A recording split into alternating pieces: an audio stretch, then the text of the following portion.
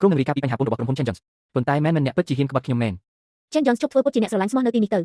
ើអ្នកគិតថាខ្ញុំពិតជាចូលចិត្តអ្នកមែនទេបើមិនមែនដោយសារលុយនៅក្នុងដៃអ្នកទេតើខ្ញុំអាចទ្រាំនឹងអ្នកបានដោយរបៀបណាអ្នកថែមទាំងអាចបោះបង់កូនស្រីអ្នកមានបំផុតដែលបានរងទុក្ខជាមួយអ្នកអស់រយៈពេល3ឆ្នាំតើហេតុអ្វីបានជាខ្ញុំត្រូវស្មោះត្រង់នឹងអ្នកវាជារឿងគួរឲ្យអស់សំណើចណាស់អស់រយៈពេល3ឆ្នាំពេញខ្ញុំបានស៊ូទ្រាំនឹងការឈឺចាប់ទាំងអស់នេះគឺដើម្បីមនុស្សចិត្តអាក្រក់មួយក្រុមនេះអួតរាល់ថ្ងៃនៅក្នុងសហគមន៍ថាកូនប្រុសរបស់គាត់មានសមត្ថភាពហើយកូនប្រសាររបស់គាត់គ្មានប្រយោជន៍វាប្រែថាគាត់គឺជាអ្នកដែលមានចិត្តអាក្រក់មែនហើយកូនស្រីអ្នកមានបំផុតបានរៀបការនៅទីនេះដោយលាក់អត្តសញ្ញាណប៉ុន្តែត្រូវបានធ្វើទារុណកម្មគ្រប់បែបយ៉ាងដោយម្ដាយនិងកូនប្រុសនេ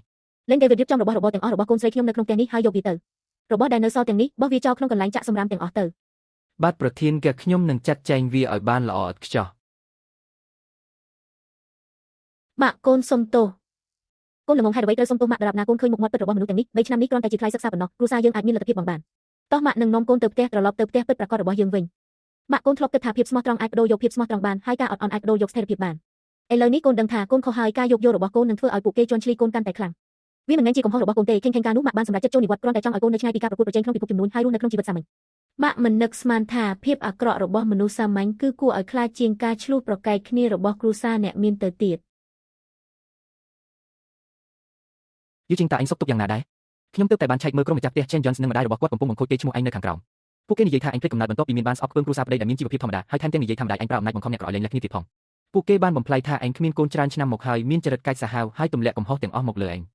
ខេងកុំស្លន់ស្លោមនុស្សត្រឹមត្រូវមិនខ្លាចស្រមោលវិទេកាន់តែពួកគេបំផ្លាញការពិតយើងកាន់តែត្រូវឲ្យគ្រប់គ្នាបានឃើញការពិតថ្ងៃនេះម៉ាក់នឹងជួយកូនលៀងជំនះរាល់ការបង្ខូចកេរ្តិ៍ឈ្មោះទាំងអស់ជាវាទៅយកវីដេអូសុវត្ថិភាពទាំងអស់នៅក្នុងសហគមន៍មកភ្លាមស៊ើបអង្កេតរាល់កនីនៅលើអ៊ីនធឺណិតដែលបង្ខូចកេរ្តិ៍ឈ្មោះកូនស្រីខ្ញុំប្រមូលភស្តុតាងហើយមិនត្រូវលើកលែងឲ្យឡើយបាទប្រធានកខ្ញុំនឹងចាត់ចែងភ្លាម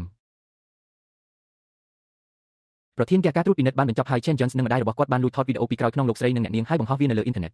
អ្នកលេងអ៊ីនធឺណិតមិនស្គាល់អត្តសញ្ញាណមួយចំនួនធំបានជេរប្រមាថតាមហើយកាន់នីលក់ដូរជាច្រើនកំពុងចែកចាយបន្តយ៉ាងខ្លាំងក្លាក្រៅពីនេះគាត់ក៏បានតាក់ទងដៃគូសហការចាស់ដោយភូតកុហកថាគាត់គឺជាគោលដៅគាំទ្រដ៏សំខាន់របស់ Deng Sheng វាគ្រាន់តែជាការយកច្រឡំតូចតាចរវាងប្តីប្រពន្ធប៉ុណ្ណោះពី3ថ្ងៃទៀតនឹងត្រូវគ្នាវិញហើយគម្រោងរាប់លាននឹងមិនទៅណាទេឥឡូវនេះអាជីវកម្មខ្នាតតូចជាច្រើនត្រូវបានគាត់បោកបញ្ឆោតឲ្យចូលក្នុងអន្ទាក់ហើយដោយសារពួកគេចូលចិត្តសម្ដែងនិងបំផ្លាញការពិតខ្លាំងណាស់ដូច្នេះយើងនឹងបំពេញបំណងពួកគេឲ្យពិភពអ៊ីនធឺណិតទាំងមូលធ្វើជាសាក្សីនៃការបញ្ចប់រឿងបំផ្លាញនេះបង្ហោះវីដេអូសុវត្ថិភាពការថតសម្លេងនៅនឹងកន្លែងនិងកំណត់ត្រាឆាតទាំងអស់នៅលើបណ្ដាញសង្គមធំភ្លាមតាក់ទងប្រព័ន្ធផ្សព្វផ្សាយធំដើម្បីបង្ហាញការពិតទាំងស្រុងបន្ទាប់ពីបានឃើញភស្តុតាងទាំងអស់ខ្ញុំពិតជាតក់ស្លុតណាស់វាមិនមែនជាខាងស្រីដែលប្រើអំណាចធ្វើបាបទេគឺច្បាស់ណាស់ថាគ្រួសារខាងប្រុសដែលប្រពន្ធនឹងចូលចិត្តធ្វើបាបសោះជំនួយចិញ្ចឹមគ្រួសារនិងវិនិយោគលើអាជីវកម្មនៅពេលដែលខាងប្រុសមានអំណាចគាត់បានបោះបង់ប្រពន្ធនិងមើលងាយម្ដាយក្មេកចរិតទៅជាខ្ញុំបានជាប្រមាថទូឯកស្រីតាមគេខ្ញុំសូមទោសដោយស្មោះខ្ញុំស្ទើរតែត្រូវបានបោកបញ្ឆោតដោយការសម្ដែងរបស់ម្ដាយនិងកូនគ្នាមើលចុះកូនប្រសារដែលធ្លាប់តែស្លូតបួលរបស់ខ្ញុំបានប្រែជាសាហាវខុសខើនិងបោះបង់កូនប្រុសខ្ញុំយ៉ាងដាច់អង្ការភ្លាមនៅពេលដែលគ្រួសារនាងមានបានហើយថែមទាំងចង់ដេញយើងចេញពីផ្ទះទៀតផងខ្ញុំនឹងយាយជាងជីប្តីប្រពន្ធនឹងគ្នាអស់រយៈពេល3ឆ្នាំមកហើយដោយមានមនោសញ្ចេតនាជ្រាលជ្រៅខ្ញុំមិនដែលធ្វើអ្វីខុសចំពោះនាងឡើយគ្រាន់តែមួយរយៈនេះក្រុមហ៊ុនរវល់ខ្លាំងទើបខ្ញុំខ្វះការយកចិត្តទុកដាក់ចំពោះនាងក៏ចង់គំនុំហើយប្រើអំណាចគ្រួសារនាងមកធ្វើបាបខ្ញុំគ្រប់កន្លែងអូព្រះឲ្យជប់សម្ដែងទៅយើងបានមើលវីដេអូទាំងអស់ហើយគឺអ្នកឯងទេដែលមើលងាយរលងនៅទីសាធារណៈដោយសារតែស្អប់ខ្ពើមដែលពួកគេលក់ដូរតាមចិញ្ចើមថ្នល់បង្ខំឲ្យកូនប្រសារទៅពួនក្នុងបន្ទប់ទុកអីវ៉ាន់និងរងទុក្ខវេទនាហើយ Chen Jones ជប់ធ្វើពុតជាមានមនោសញ្ចេតនាទៅអ្នកគឺជាមនុស្សមួយគុណដែលពឹងផ្អែកលើលុយម្ដាយក្មេកដើម្បីចាប់ផ្ដើមអាជីវកម្មហើយនៅពេលដែលជោគជ័យបែរជាមើលងាយប្រភពដើមរបស់ប្រពន្ធខ្លួនឯងថែមទាំងមានទំនាក់ទំនងមិនច្បាស់លាស់ជាមួយលេខាហើយរួមដៃគ្នាធ្វើបាបប្រពន្ធតើអ្នកស័ក្តិសមនឹងមនោសញ្ចេតនាប្តីប្រពន្ធ3ឆ្នាំនេះត្រង់ណាតើអ្នកដឹងអ្វីខ្លះការឆ្លោះប្រកែកគ្នារវាងប្តីប្រពន្ធជារឿងក្នុងគ្រួសារនាងស៊ីយូឈិងមានទាំងលុយនិងអំណាចនាងគួរតែមានចិត្តទូលាយនិងអត់អន់ឲ្យហេតុអ្វីបានជាមកតាមព្យាបាទពួកយើងដែលជាមនុស្សធម្មតាបែបនេះ